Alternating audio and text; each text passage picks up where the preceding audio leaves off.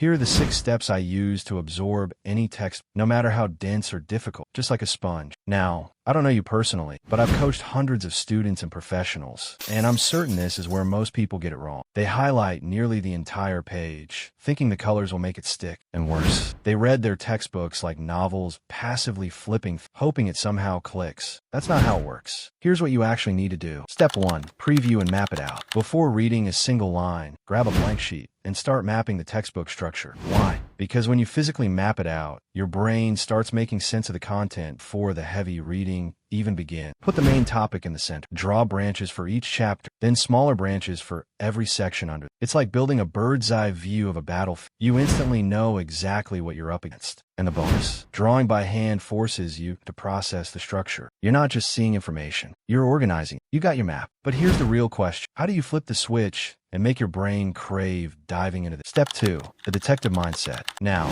grab a pencil and turn every title into a question. If the chapter is photosynthesis, ask yourself, what is photosynthesis? How does photosynthesis work? Why does it matter? Right there, you spark a dopamine hit, the brain's most powerful motivation chemical. Your curiosity lights up, itching to find those answers. This dopamine surge isn't just about feeling good. It turns studying from a boring chore into an addictive puzzle your brain wants to solve. But here's the catch. Dopamine sharpens your focus and locks in your attention, exactly the energy we need. So, how do you channel that energy to read smarter, not harder? Step 3, read with purpose. Now, you don't read like you're flipping through a novel, that you read like a detective hunting clues. Every sentence is a lead. Every paragraph holds a key. You're hunting only for answers to the questions you created. You've gathered the pieces but here's the secret. How do you take these scattered clues and transform them into crystal clear understanding that sticks? Step 4, reflect and connect. This is where chaos turns into clarity. Pause and revisit your diagram. Start connecting the dots between concepts. Ask yourself, how do these ideas relate? Can I see a bigger picture emerging? Does this link back to something I already knew? You're no longer memorizing isolated facts. You're building a strong, interconnected web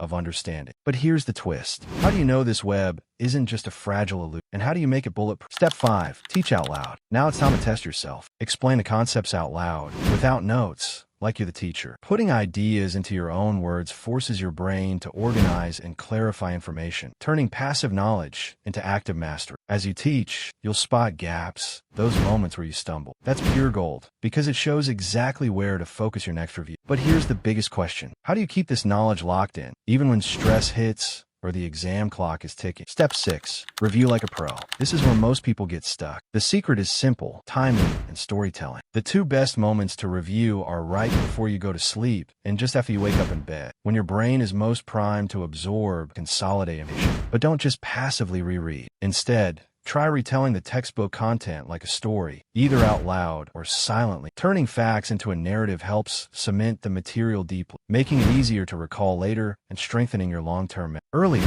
I mentioned the power of mind mapping to absorb your textbook like sponge. But here's the truth. Even the best-looking mind map is useless if you don't know how to mind map the right way. If you want to learn how to create a mind map that actually works, check out this video.